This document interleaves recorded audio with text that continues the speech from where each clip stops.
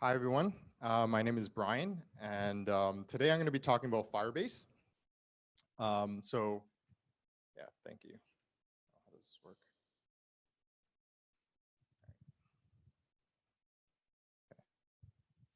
All right, so I'm just your average developer, and when it comes to the back end, it's a lot of work. So why not utilize a technology like Firebase, written by some of the smartest people in the world, backed by a powerful company like Google? I think it can be a huge asset. So I'd like to talk about that today. All right, so a little bit about me. I have a background in business computer science.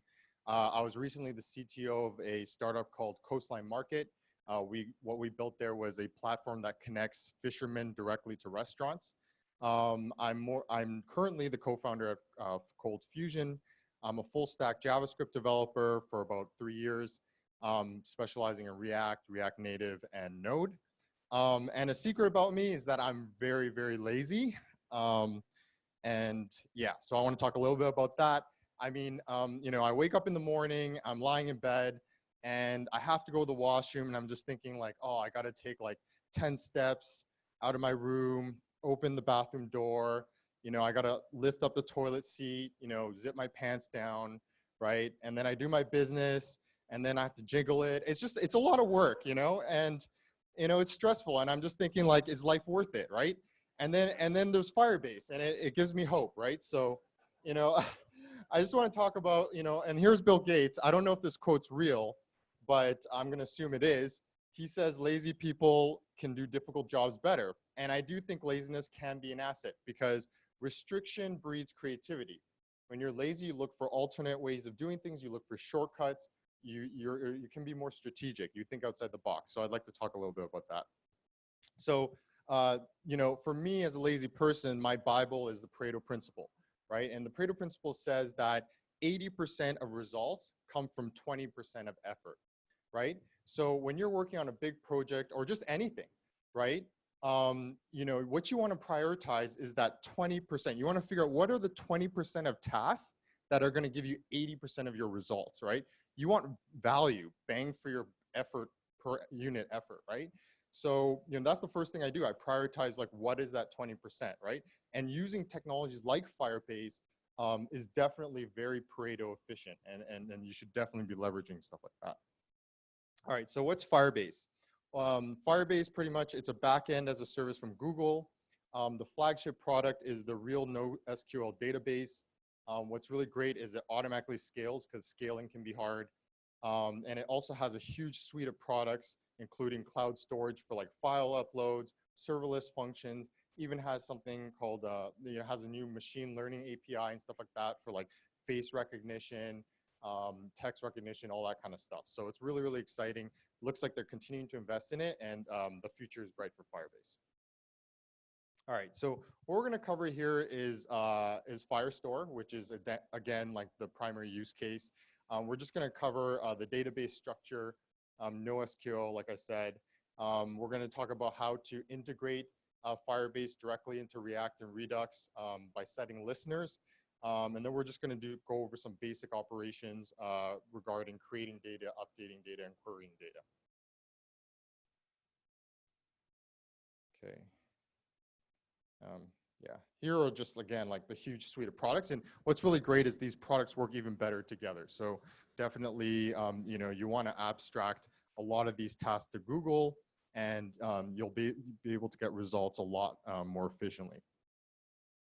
Oh, something's blocking my, go away.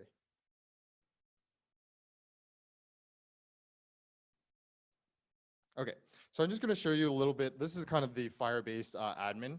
And you can see I'm on the database section here. And everything is organized according to collections. So it's kind of similar to MongoDB and other NoSQL documents. And so you have collections, and then each collection, a collection is like a table, and then each collection has documents in it.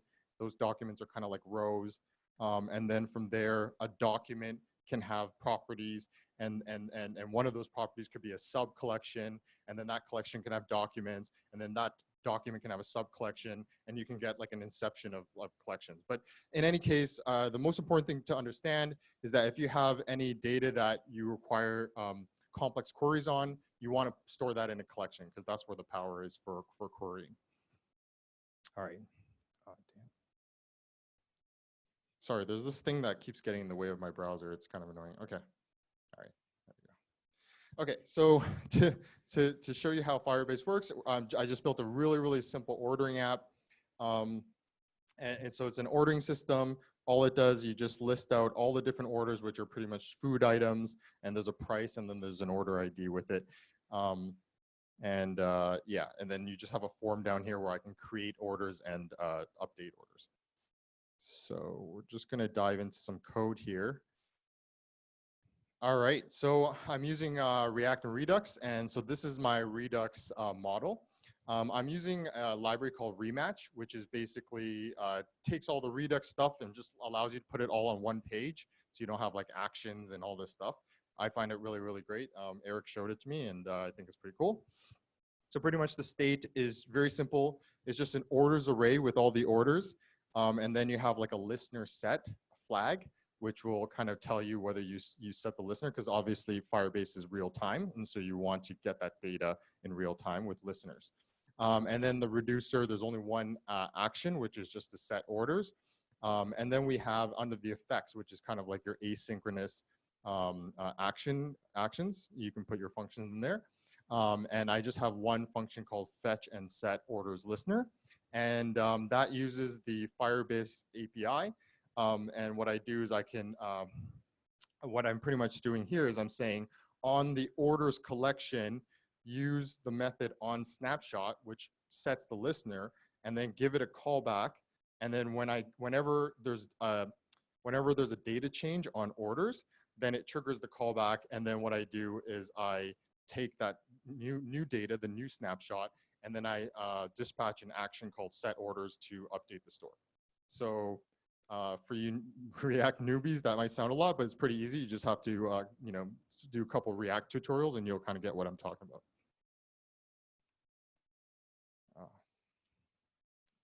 So annoying. Okay. Oh my goodness.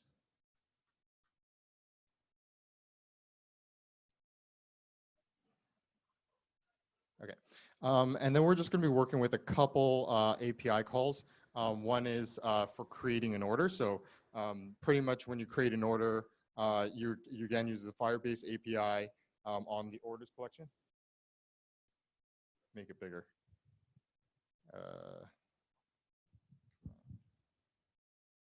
Okay, yeah. Okay, yeah. Yeah, so what we're doing here in create orders, we're just on the orders collection, we're gonna create a document, and then that doc function, what it does is it creates a ref, which auto-generates an ID, and then we're going to set the data that we wanna create to that doc and with the ID. And then for update order, it's very similar. We're gonna just, on the orders collection, on this document with this order ID, we're gonna update the order data. So that's pretty much what that is. All right, so on the app that we just saw, this is pretty much the code for that. So this is the component that's gonna subscribe to the Redux store, and I'm just going to be getting 2 props from the Redux store, the orders array and the listener set flag, right? And then here, this is a common like pattern in React. There's a ternary, if listener is not set, then we're going to display loading. And then when listener does get set, then we're going to go ahead and display the orders list. And I'm pretty much just using 2 components here. I'm using a component to display each of these rows, right? And so each of those rows are their own component. And then I'm also have a component that is composes of this order form. So, I'll just briefly show you. Yeah, so this is the order form. So the order form just takes all the information that you type in to the form, bundles it all together, sends it up to the parent, which is the home page component, and then the homepage component takes that and then uses the API to create an order or to update an order. So yeah, that's pretty much the code. Pretty straightforward React stuff. All right, so we have the listener set already.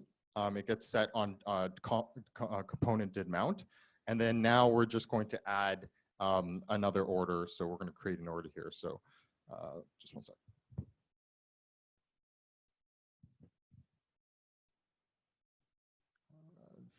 Can someone help me with an order? What's your favorite food? Okay. Okay, so you saw how fast that was, right? So that actually went to Firebase. It didn't update the Redux store directly. It actually went updated because with real time with the listener, it actually opens up WebSockets and it has an open channel the entire time. So as soon as I push enter, it updates the Firebase store, which then triggers the listener that I set, which then calls the dispatch action and then updates the store, which then propagates the data down to the homepage component, which then displays it. So it did a big loopy thing, but it did really fast, almost to the point that it was very seamless. So that's kind of the power of the real-time listeners there. Okay. And I'm just going to update something too. So let's say like, okay, steak and fries are too expensive. So let me just reduce the price of that. So just going to reduce this price to $12.99. Right. Okay. So actually, you can barely even see that, but you know, you can see how fast and seamless it is. So if you want to make a really, really like cutting edge, seamless app, you know, using Firebase is really powerful. It integrates really well. It almost acts like it's like a Redux store on its own, in a way. And then obviously it scales up really, really easily.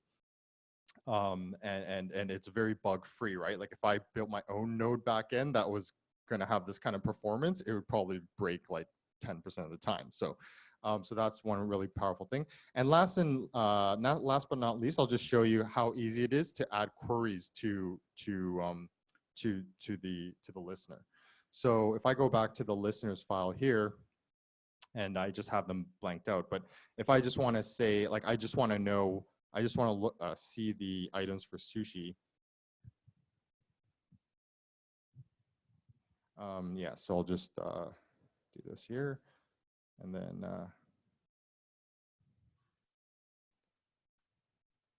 right. So that just shows all the sushi ones. So literally just adding one where, just this one where clause here to the listener. That's how easy it is to do a query. That's how powerful the queries are. And then if I just want to add an additional query, like let's say sushi that's under $5. So right now I have one of the sushis above $5. So I can chain them, chain queries. This is actually very, very powerful. So if I can easily chain the queries like this, and then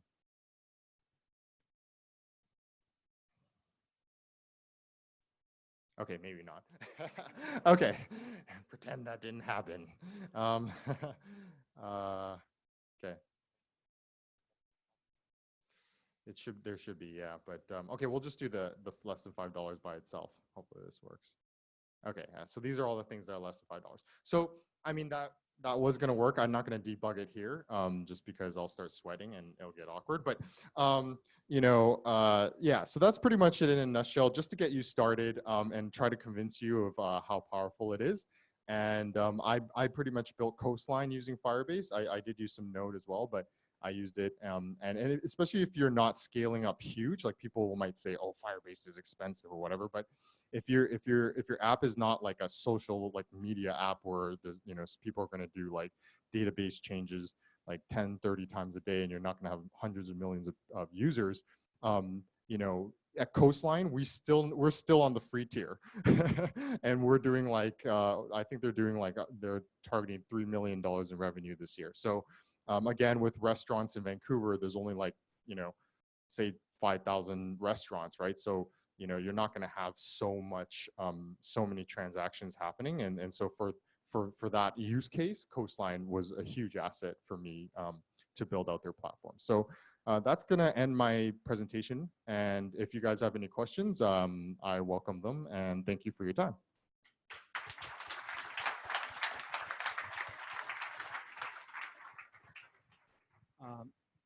One thing I liked when I was trying to use this is that I can either make a request straight from the front end to Firebase, but I can also very easily make a request from my front end to my Node.js, and my Node.js make a request when you need an additional layer of business logic.